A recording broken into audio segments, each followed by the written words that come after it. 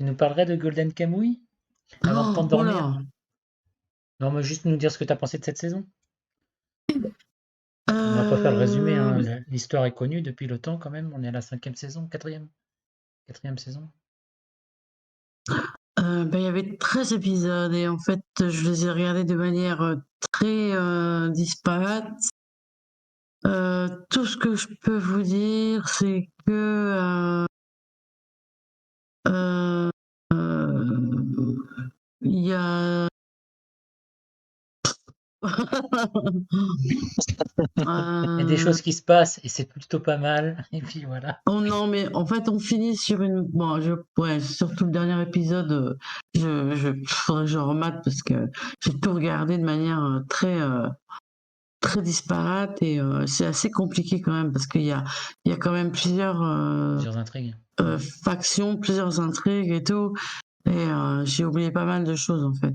Mais on finit quand même par euh,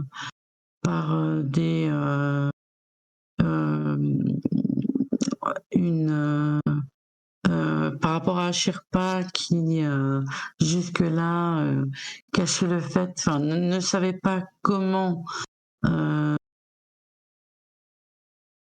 déchiffrer en fait les codes. Oui. Et on finit là-dessus, c'est que bah en fait si, elle a compris. Donc normalement on a une dernière saison Ouais, c'est à cause de la fin. qui est annoncée, ce sera la dernière. Ok. Bon, bah, des Mais bonnes il nouvelles, faut que ça. je re-regarde parce que honnêtement j'ai Bah, ça a toujours été très dense. Enfin, c'est toujours c'est l'impression dense, ouais, c'est dense. il y a beaucoup de personnages, de choses qui se passent en même temps. Et puis Et- il se passe aussi des choses, j'ai pas tout compris parce qu'il y a un côté pipi caca dans Gwendolen Camuy qui jusque-là, bon, ça me passait au-dessus de la tête. Mais là, dans la dernière saison, ça va très très loin là.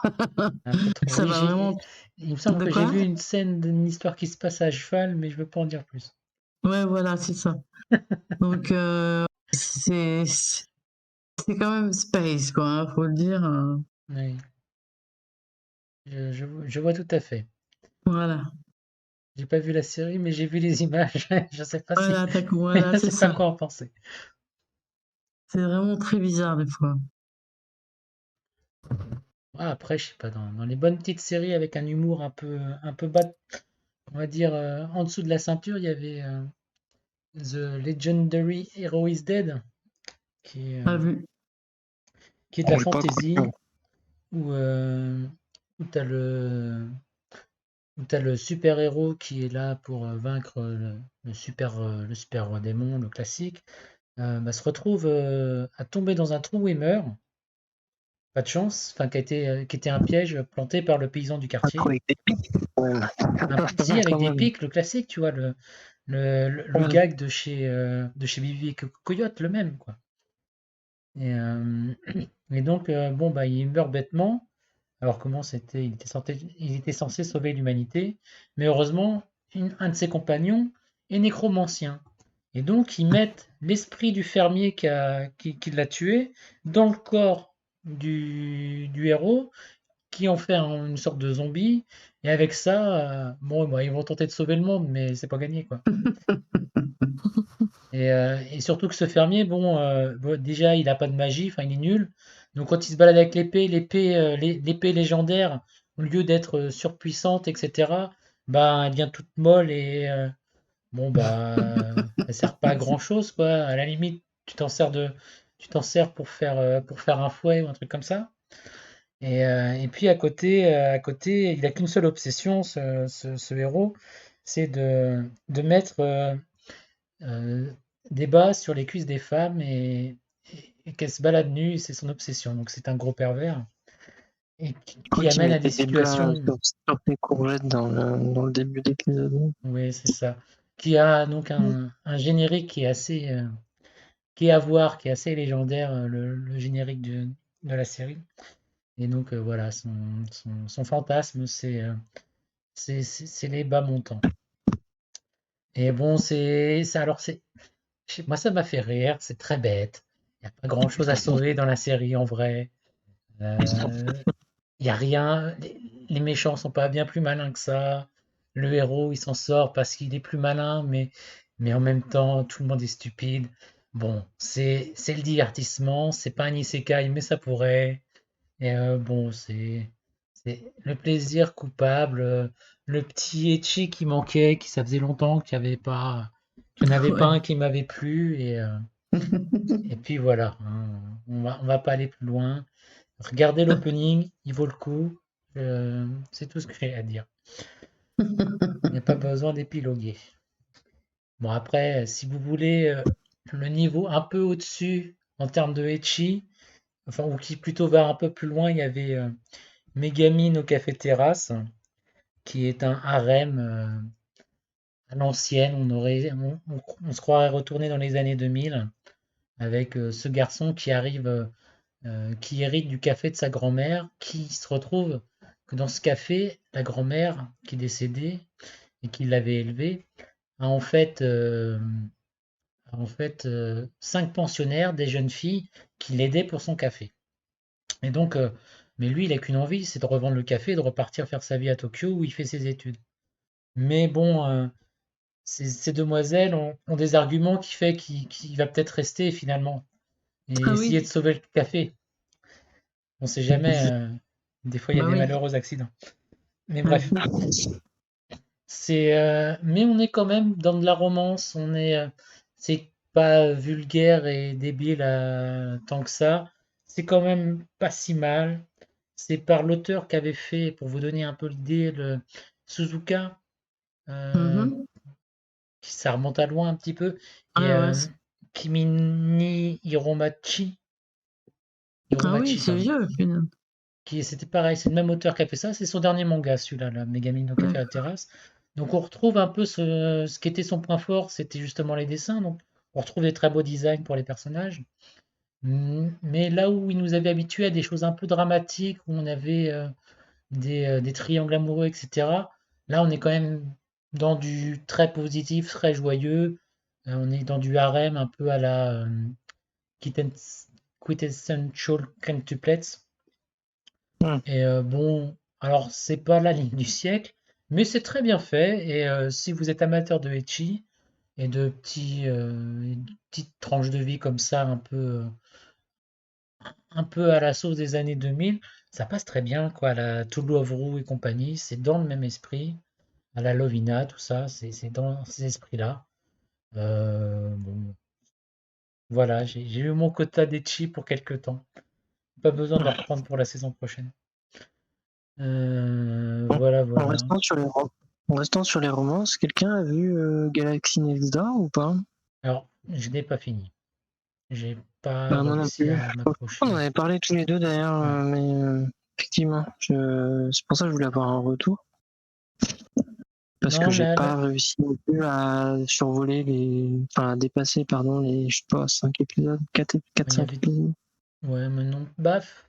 Non, mais j'ai pas dépassé le premier épisode. Je regarderai peut-être, mais c'était un petit peu long. J'ai trouvé que ça manquait de rythme sur les 2 premiers épisodes et du coup, j'ai pas réussi à, à rentrer dedans, hein. Et il y avait tellement à regarder cette saison que Hmm. je suis allé voir d'autres romances comme la fin de Kubo-san, Won't Let Me Be Invisible, qui était un anime qui avait Hmm. démarré en janvier mais qui avait été repoussé, qui avait été arrêté de production à son 6e épisode et qui avait repris au mois d'avril, là, ou au mois de mai, je sais plus. Hmm. Qui est une petite romance mignonne, un peu où la fille taquine le garçon parce que lui, il n'a pas de présence. Il n'a vraiment pas de présence, personne ne le calcule, personne ne le voit. C'est-à-dire qu'il est obligé de crier dans la classe pour dire qu'il est présent, sinon on note absent, tellement qu'on ne le voit pas. Mais elle arrive à le voir. C'est la seule qui le voit partout où il est. Et du coup, bah, elle l'embête et elle essaye de tester des trucs pour voir s'il arrive à se faire remarquer dans certaines situations. Et t'as la petite romance, évidemment, elle est amoureuse du gars le plus lambda possible, mais j'ai trouvé ça très mignon. Moi, j'avais déjà attaqué le manga à l'époque quand il sortait sur Manga Plus et j'ai continué d'accrocher. Donc Kubo-san, c'est mignon, c'est de la mignonnerie. C'est pas le truc du siècle, mais j'ai trouvé. J'aime bien la dynamique des deux personnages. Et Ok. dans le même genre, il y avait aussi qui était sorti cette saison, The Danger in My Heart, qui a un début qui est très suspect avec ce héros qui est un peu, qui a un peu son monde imaginaire là où je suis le roi des méchants et et je veux tuer la plus belle fille de la classe parce que blabla. Enfin, l'adolescent un peu complètement délirant à la bon, Hmm. les chunibyo là comme ils appellent ça au Japon, Mhm, mhm. qui se fait des films dans sa tête. Alors ça fait un peu bizarre au premier épisode de le voir un mec aussi asocial comme ça qui s'intéresse pour des raisons un peu bizarres à la l'idole de la classe, mais au fur et à mesure, je dirais dès le 2 troisième épisode, on rentre dans de la romance beaucoup plus normale, beaucoup plus classique, où en fait il se retrouve à la bibliothèque régulièrement parce que elle bosse comme modèle pour un magazine, je crois. Et bon, c'est un peu l'idole de la classe. Et elle a trouvé le seul moyen où elle est un peu tranquille pour s'adonner à son passe-temps favori et bouffer des snacks, bouffer des chips, bouffer des trucs. Elle se planque dans la bibliothèque et lui, il est responsable de la bibliothèque. Et donc, ils finissent par se connaître comme ça, interagir un petit peu là-dessus. Et ils ont une relation qui grandit. Alors, c'est très mignon, très mièvre. Mais alors, le début était assez étonnant avec ce côté assez, assez creepy, assez glauque du personnage principal qui faisait que beaucoup de mal à s'attacher à lui et à se représenter avec lui. Mais ça finit par évoluer. Alors, je sais pas pourquoi la romance a très très bien marché auprès du public en tout cas. Enfin, il y a eu beaucoup de très bons retours. Moi, ouais, c'est sympa. J'ai pas compris pourquoi ça me plaisait autant. Mais bon, c'est une romance qui peut se regarder aussi pour ceux qui veulent. Après, c'est particulier. Il faut pas s'arrêter au premier épisode parce qu'il n'est pas très représentatif du reste de la série quand même. Il y a d'autres choses mieux à voir après. Et dans les suites, vous avez vu Dr. Stone ou pas? Non, j'ai pas regardé. J'ai lu le manga, donc je me suis pas intéressé. Je sais que c'est un passage qui est un peu une plaque tournante de l'histoire de Dr. Stone, vu qu'ils sortent enfin de leur coin paumé du Japon pour se rendre sur l'île d'où émane, je crois que c'est où, d'où le signal qu'ils avaient dû recevoir dans la dernière saison disait qu'il fallait se rendre pour voir si pouvait y avoir des survivants. Enfin, il y avait une histoire comme ça. J'ai peur de J'ai spoiler, pas donc je vais vu, pas trop raconter. j'ai vu que la Mais, première saison. non, j'ai pas eu spécialement de retour là-dessus. Non, dans les suites, il y D'accord. avait la suite qui m'a plu, qui était très bien, c'était la suite de The Ancient Magus Bride, Ah, bah, j'allais te poser la question. qui revient très bien. Alors, on est dans un contexte tissé par ouais, dans une université de magie, on va dire ça comme ça, où Elias va y devenir prof pour un peu être dans un endroit où elles sont un peu à l'abri quelque temps, suite aux derniers événements, parce que bah, c'était un petit peu, enfin sa condition pardon, d'être surnaturel est un peu dangereuse. Donc il va là-bas pour apprendre un peu à contrôler ses pouvoirs magiques. Et il y a plein d'intrigues au niveau de cette école, il y a des choses un peu bizarres qui se passent. Il y a plein de nouveaux personnages, on en revoit aussi d'anciens personnages. Mais ouais, c'est c'est plutôt plaisant. Ça va assez vite, j'ai trouvé. Et j'étais content de retrouver les personnages. Pas grand-chose de plus à dire, c'est toujours aussi beau, la musique est toujours top, l'animation est toujours top. Il y a... On continue. On voit un peu moins de créatures particulières parce qu'on est un peu dans un cadre un peu fermé. De ce coup, on voyage Ouais. moins dans cet univers. Et c'est un peu dommage, mais on rentre dans plus d'intrigues. Donc bon. Mais ouais, mais c'est une saison qui est pas finie, donc je crois qu'il y a la suite qui arrive en octobre, il me semble. Parce qu'il n'y a pas de. Ça manque Ou je me trompe peut-être, mais ouais, la partie 2 arrive en octobre, c'est ça? Oui, en octobre. Parce qu'on reste au milieu de l'intrigue pour l'instant. Donc, je pense qu'on en parlera plus la saison sera finie en intégralité. Pour le D'accord. moment, il n'y a pas grand-chose à en dire de plus sur la partie mystère. Voilà, c'était pour Magus Bright. Dans les autres suites que j'ai vues, il y avait la suite et la fin du coup de Birdie Wing, l'anime de golf extrême où il se passe n'importe quoi et on change de type d'histoire en passant par de la mafia, l'anime de sport, de l'anime de lycée. Là, on démarre par du tournoi de lycée, mais on enchaîne avec tout et n'importe quoi. On continue dans le, dans l'extrême à fond. On finit dans du drame et des larmes. Enfin bref, et un peu de la petite romance, mais sans plus. Bref, c'est toujours aussi bien, ça va toujours aussi loin.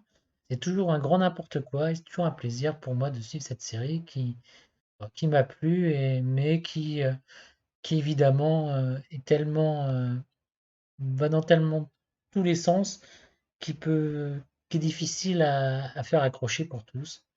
On a une fin d'histoire. C'était un anime original. Maintenant, bah, j'imagine qu'ils vont sortir le jeu vidéo, qu'il est déjà sorti, parce que c'est tout pour faire un jeu de gacha. Mais, euh, mais on verra bien. Bref, ça m'avait bien plu. Birdie Wing, c'était quand même une bonne réussite avec des personnages qui étaient attachants. Mais ça, on en avait déjà bien parlé dans d'autres podcasts, je pense.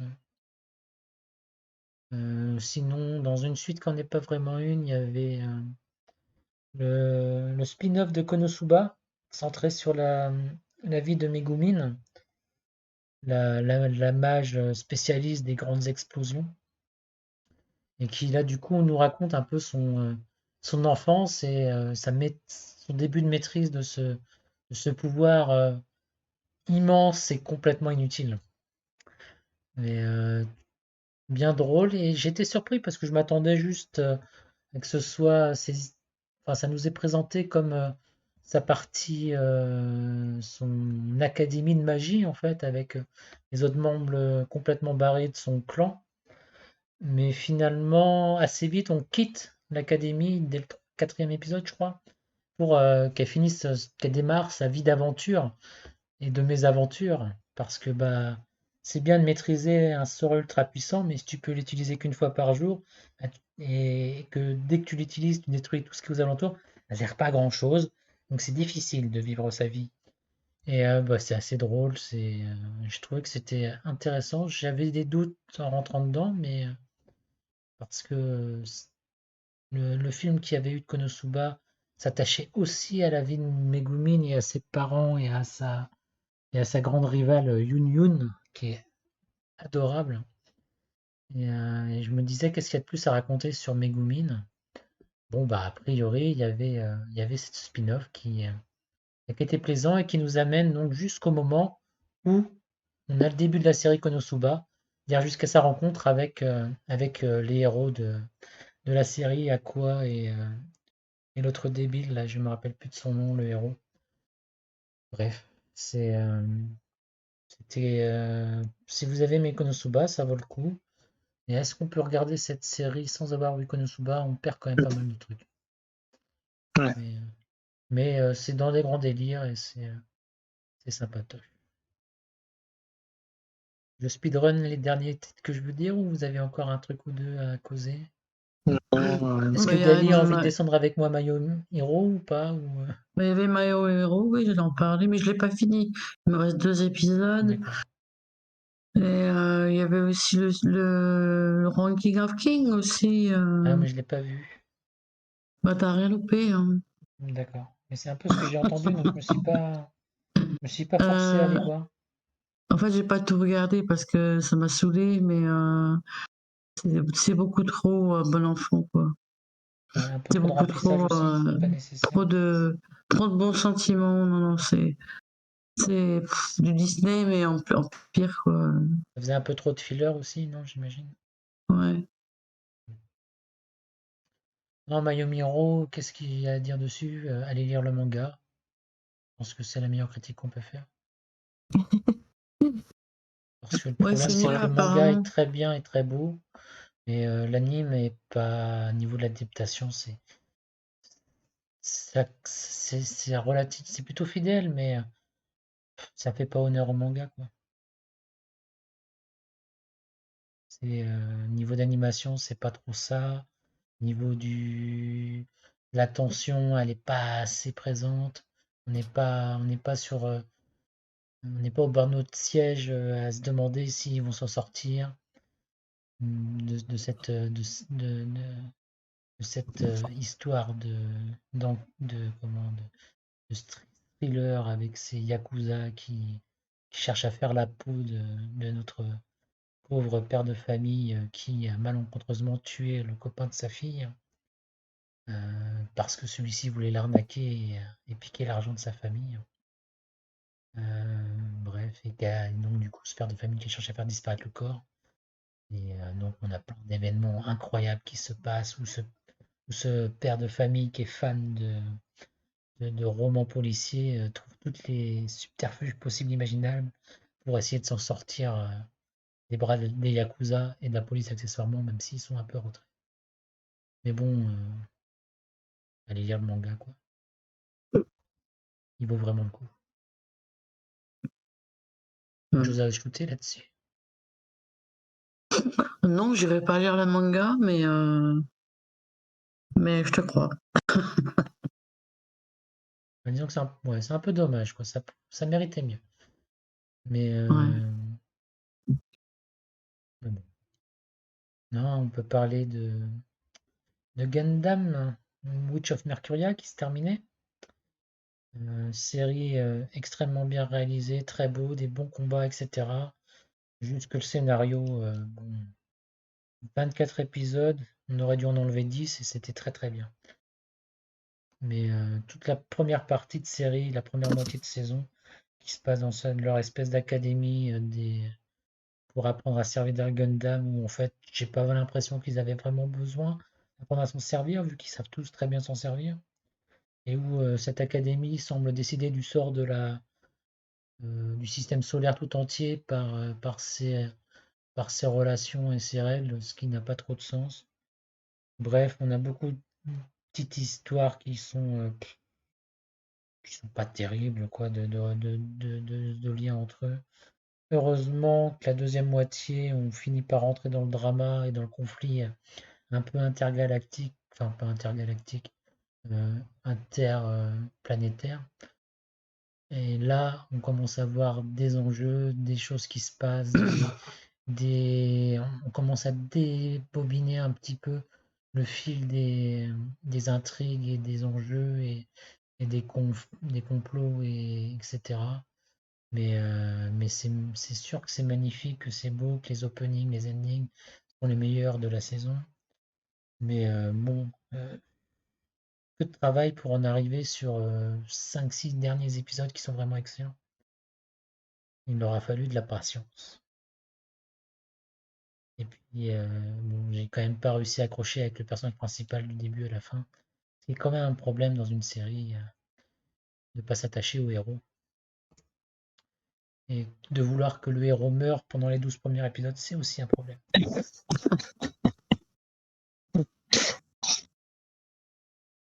Heureusement d'ailleurs que il y a le 12e épisode pour m'avoir donné envie d'aller voir la suite, quoi. Ils ont quand même réussi à nous attraper. Ils ont réussi à tuer le héros, c'est bon.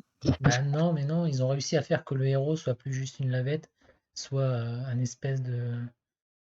est-ce que je vais en parler? Je sais pas. Que le héros fasse une action qui nous choque tellement qu'on se dit waouh, qu'est-ce qui se passe? Est-ce qu'on va enfin rentrer dans les choses sérieuses? Est-ce que on va enfin avoir un conflit digne de ce nom plutôt que des histoires d'espèces de petites amourettes, de duels pour des amourettes qui ressemblent pas à grand-chose et où ça n'a pas de sens que le destin d'une compagnie soit lié au fait qu'on marie ou pas la fille en fonction de si tu as gagné le duel de robots entre les meilleurs élèves de l'académie. Bref, voilà, ça m'a fatigué. Tu Le point de départ m'étonnes. m'a fatigué. Non, après, j'ai plus que deux petits trucs que je peux discuter.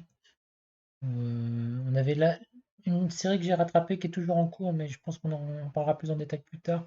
C'est La Princesse et la Bête, où on a cette jeune fille qui sert de sacrifice humain au royaume des bêtes et qui finalement arrive à se lier avec le roi des bêtes et à ne pas être mangée par le roi des bêtes.